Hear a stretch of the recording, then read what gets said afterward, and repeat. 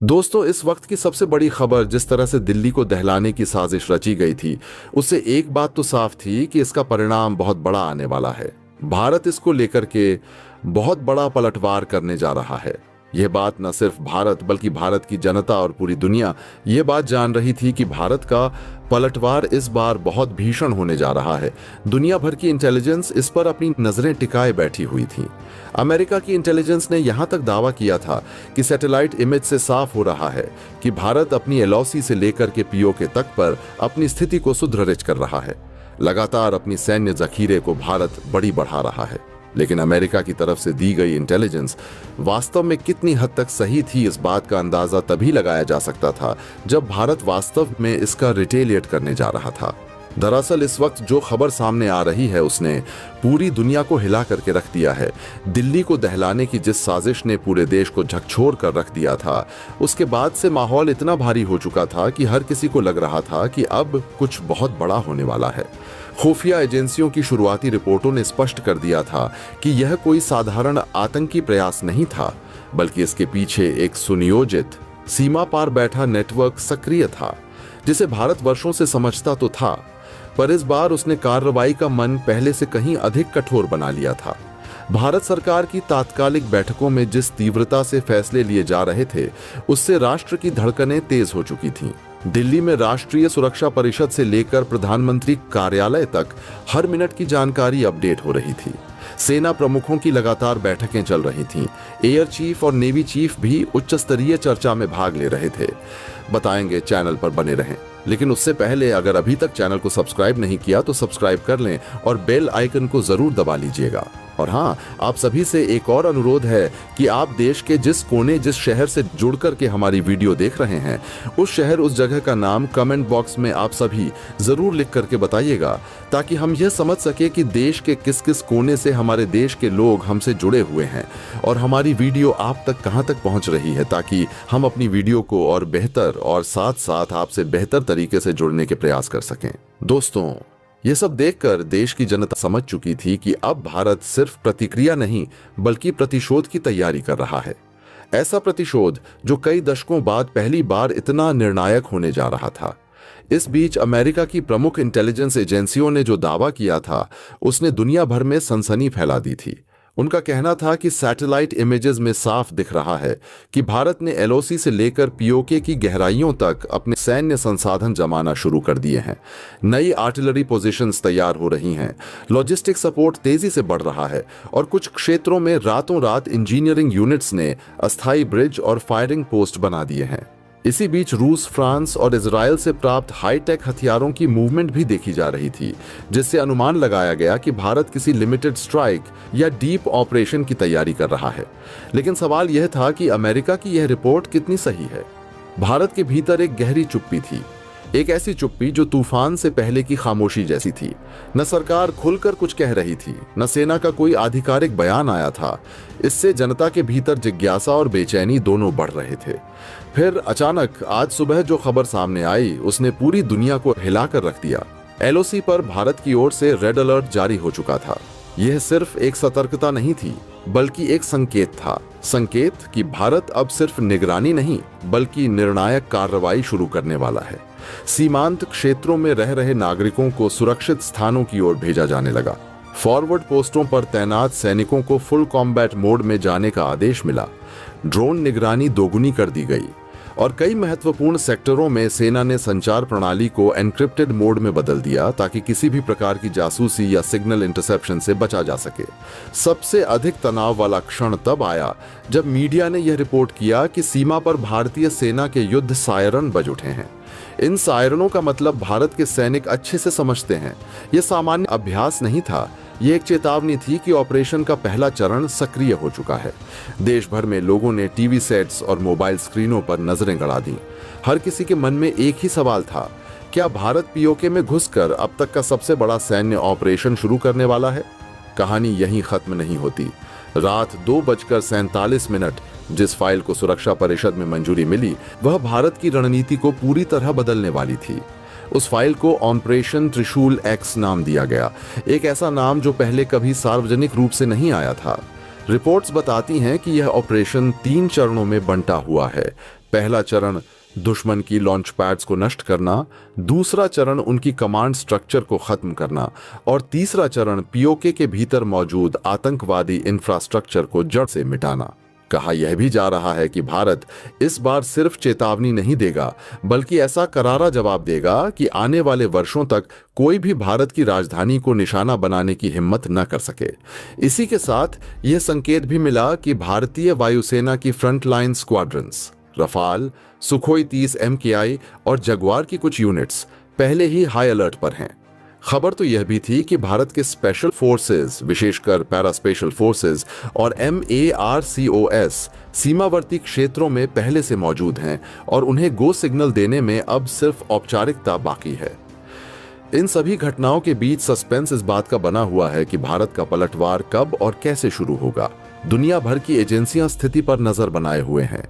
चीन के think tank रिपोर्टें कह रही हैं कि भारत इस बार सीमित स्ट्राइक नहीं करेगा, बल्कि वह उस नेटवर्क पर चोट करेगा जो इस हमले के पीछे है, चाहे वह सीमा के इस तरफ हो या उस तरफ। पाकिस्तान में भी राजनीतिक हलचल बढ़ चुकी है। वहां की संसद में आपात बैठक बुलाई जा चुकी है और सेना को भी उच्चतम सतर्कता स्तर पर ला दिया गया है। यह हालात विश्व समुदाय को चिंतित कर रहे हैं, लेकिन भारतीय जनता में एक अजीब सी दृढ़ता है।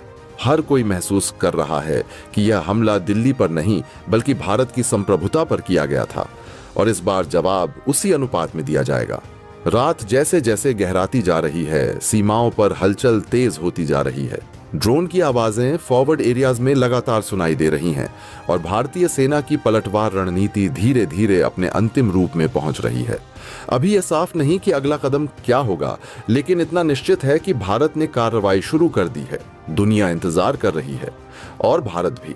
बस यह कहना बाकी रह गया है कि इतिहास ने एक बार फिर भारतीय धैर्य, साहस और सैन्य शक्ति की परीक्षा लेने की कोशिश की है और इस बार भारत यह परीक्षा सिर्फ पास ही नहीं, बल्कि दुश्मनों के लिए एक ऐसी सीख छोड़कर पास करेगा जिसे आने वाले दशकों तक याद रखा जाएगा। ऑपरेशन के अगले चरण का संकेत किसी भी पल आ सकता है और जब वह संकेत आएगा तो पूरी दुनिया की नजर इसी उपमहाद्वीप पर होगी। इस वक्त भारत की तरफ से अब दिल्ली को दहलाने की साजिश का सबसे बड़ा बदला शुरू हो चुका है। हाल यह बन चुका है कि इस वक्त LOC पर भारत की तरफ से रेड अलर्ट के साथ साथ युद्ध के सायरन शुरू हो चुके हैं, जिसका इंतजार पूरा देश कर रहा था। पूरा देश मान रहा था कि LOC पर भारत अब बड़ी कार्रवाई करने जा रहा है। भारत उन सैन्य ठिकानों पर, उन चौकियों पर अब निशाना साधेगा। पूरे के पूरे घटनाक्रम को तैयार करने की कोशिश की गई थी। भारत अपने देश के अंदर उन्हें उखाड़ उखाड़ करके खत्म पहले ही कर रहा है, लेकिन आखिरकार सीमा पार बैठे उन आतंक के नमूनों को भारत कब सबक सिखाएगा? पूरा देश जिस बात का इंतजार कर रहा था, आखिरकार वह समय आ चुका है। इस वक्त जब आप यह खबर सुन रहे हैं, तब तक इस वक्त LOC में बहुत भीषण तैयारी भारत ने शुरू कर दी है। भारत ने अपना सबसे बड़ा कदम उठा लिया है। बता दें कि इस कदम को उठाने के साथ ही भारत की तरफ से जंग का साफ फरमान जारी कर दिया गया है। यह फरमान कुछ इस तरह से है। LOC पर इस वक्त रेड अलर्ट साइन के साथ साथ युद्ध के सायरन बजने शुरू हो चुके हैं। इस बात का इंतजार लंबे समय से किया जा रहा था। इस बात लेकर के कहा जा रहा था कि सैनिक की टुकड़ियां तैनात की जा रही हैं। सेना लगातार आगे बढ़ रही है। सेना लगातार भारत पाक के बीच की फेंसिंग तक पहुंच चुकी है और यहां पर भारत की तरफ से लगातार S-400 एयर डिफेंस सिस्टम से लेकर के भारतीय युद्धक टैंक, T-90 भीष्म और तरह तरह के टैंकों को भारत इस्तेमाल कर रहा था। और इनको आखिरकार भारत सीमा तक क्यों ले जा रहा था, इसका सवाल का जवाब मिल चुका है। इस वक्त भारत ने रिटेलिएशन का सबसे बड़ा कदम उठाया है। आपको बता दें कि एक दो नहीं, बल्कि भारत ने 12 चेक पोस्ट को टारगेट किया है और यह 12 चेक पोस्ट इस वक्त जो पूरे के पूरे LOC रीजन को पूरा कवर कर रहे थे, उन 12 चेक पोस्ट को टारगेट करते हुए भारत ने एक साथ इन 12 चेक पोस्ट को निशाना बनाते हुए इन पर सबसे बड़ा रिटेलिएशन शुरू किया है। भारत पाक नियंत्रण रेखा पर अचानक उभरे तनाव ने जिस रूप में विस्तार लिया है, वह लंबे समय से सिमर हो रहे सैन्य तनाव की पराकाष्ठा के रूप में देखा जा रहा है। रक्षा प्रतिष्ठान के भीतर कई महीनों से जो चर्चाएं चल रही थीं, जिनमें सैनिकों की असामान्य मूवमेंट, भारी उपकरणों की तैनाती और लगातार बढ़ती सैन्य गतिविधि शामिल थी, वह सब आखिरकार आज एक स्पष्ट स्वरूप में सामने आ गया, जब भारत की तरफ से जंग का साफ सुथरा संकेत जारी कर दिया गया, एक ऐसा संकेत जिसने पूरे क्षेत्र की भू राजनीतिक संतुलन को हिलाकर रख दिया है।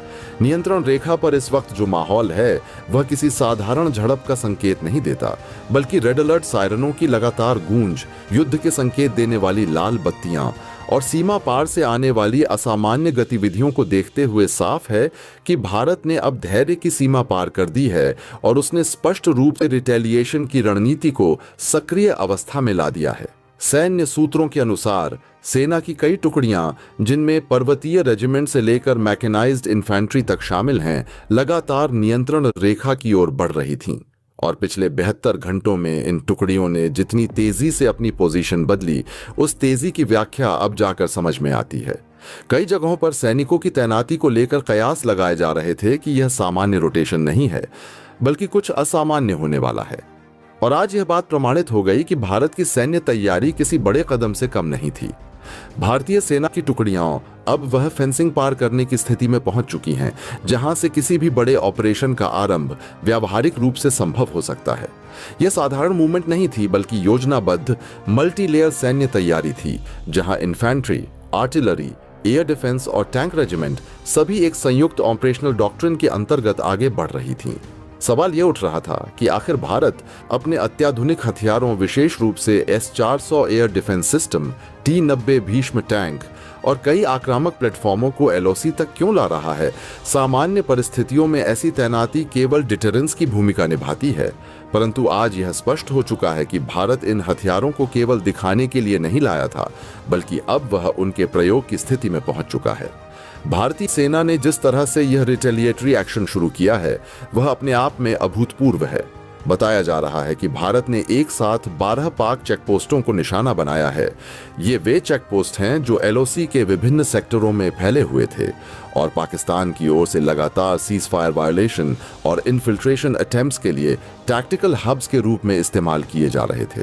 कई वर्षों से यह शिकायत आती रही है कि पाकिस्तान की ये चौकियां न केवल आतंकियों की घुसपैठ को कवर देती थीं, बल्कि स्नाइपर फायरिंग और कोवर्ट सपोर्ट के जरिए भारतीय चौकियों को टारगेट भी करती थीं। इन 12 चेकपोस्टों का चयन कोई आकस्मिक निर्णय नहीं था, बल्कि खुफिया एजेंसियों द्वारा महीनों से इनकी गतिविधियों का विश्लेषण किया जा रहा था।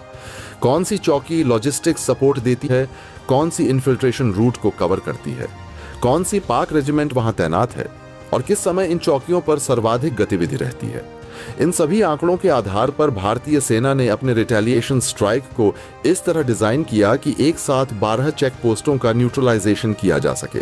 सैन्य सूत्रों के अनुसार ऑपरेशन की शुरुआत अत्यंत सटीक आर्टिलरी बार्रेज से हुई, जिसमें भारतीय तोपखाना, विशेष रूप से बोफोर्स 155 मिलीमीटर हाउइट्जर और धनुष आर्टिलरी सिस्टम का इस्तेमाल किया गया। उसके बाद फॉरवर्ड असॉल्ट यूनिट्स ने LOC के नजदीकी क्षेत्रों में मैनवर करना शुरू किया। बताया जा रहा है कि कुछ सेक्टरों में इंडिया ने anti tank guided missile ATGM का भी इस्तेमाल किया, जिससे पाकिस्तानी बंकर्स और फोर्टिफाइड पॉइंट्स को ध्वस्त किया गया। यह पूरी कार्रवाई मात्र रिटेलिएशन नहीं थी, बल्कि एक डिसाइसिव मैसेज था कि अब भारत किसी भी प्रकार की उकसावे की कार्रवाई पर सख्त और डायरेक्ट मिलिट्री रिस्पॉन्स देगा। इसके साथ ही S-400 जैसे एडवांस्ड एयर डिफेंस सिस्टम्स को LOC के नजदीक तैनात करने का अर्थ यह है कि भारत ने किसी भी हवाई खतरे या संभावित एस्केलेशन की स्थिति के लिए भी एडवांस तैयारी कर रखी है। S-400 की मौजूदगी से पाकिस्तान के F-16 या F-17 या किसी भी हवाई प्लेटफॉर्म के लिए भारतीय सीमा के नजदीक आना अत्यंत जोखिमपूर्ण हो जाता है। एक और जमीनी टैंक जैसे T-90 भीष्म, अर्जुन MK-1A और BMP-2 इन्फेंट्री फाइटिंग व्हीकल्स आगे बढ़ रहे हैं। वहीं दूसरी ओर भारतीय वायुसेना ने भी कुछ सेक्टरों में कॉम्बैट एयर पेट्रोल बढ़ा दिए हैं, ताकि पाकिस्तान किसी भी तरह की हवाई प्रतिक्रिया न दे सके।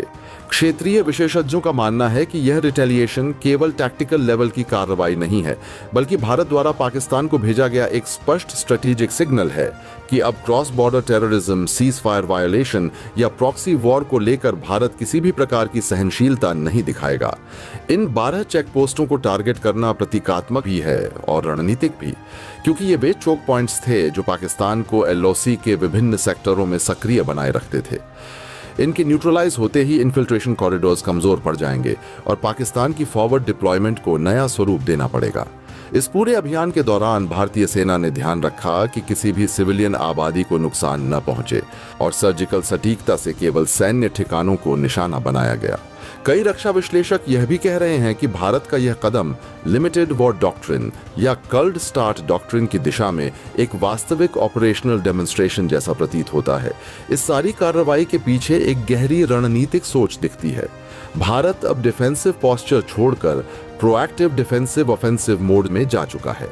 नियंत्रण रेखा पर जो कुछ हुआ है उसका प्रभाव केवल 2 देशों की सीमाओं तक सीमित नहीं रहेगा।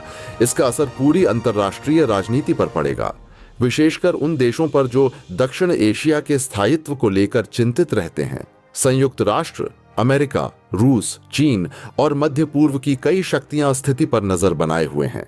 परंतु इस बार भारत का रुख इतना स्पष्ट और दृढ़ दिखाई दे रहा है कि किसी भी बाहरी दबाव का तुरंत असर पड़ने की संभावना कम लगती है।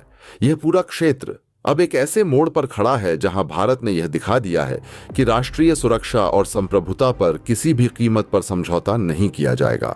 भारतीय सेना ने जिस तेजी, सटीकता और सामरिक संगठन का प्रदर्शन किया है वह आने वाले दिनों में पाकिस्तान की सैन्य रणनीति को प्रभावित करेगा ही करेगा। कई सैन्य विशेषज्ञों का कहना है कि यदि पाकिस्तान इन हमलों का प्रत्यक्ष सैन्य जवाब देने की कोशिश करता है तो यह स्थिति एक बड़े संघर्ष में बदल सकती है। लेकिन फिलहाल भारत ने जो कदम उठाया है वह रिटेलिएशन के रूप में ही सही, परंतु डिसाइसिव और असर्टिव है और यह आने वाले समय में दक्षिण एशिया की भू राजनीतिक दिशा को निर्धारित कर सकता है। अब आप यह सोच रहे होंगे कि आखिर इन 12 चेक पोस्ट को निशाना क्यों बनाया गया।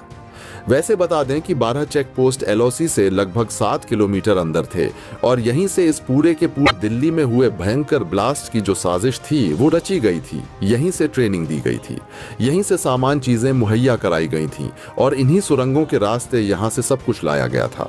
भारत ने न सिर्फ इन 12 चेक पोस्ट को उड़ाया है बल्कि इन 12 चेक पोस्ट के साथ साथ भारत ने उन सुरंगों को भी ध्वस्त करने का इस वक्त बहुत बड़ा काम किया है जो LOC के महज चंद किलोमीटर की दूरी पर मौजूद थी और इसके बाद से युद्ध के सायरन बजने शुरू हो चुके हैं।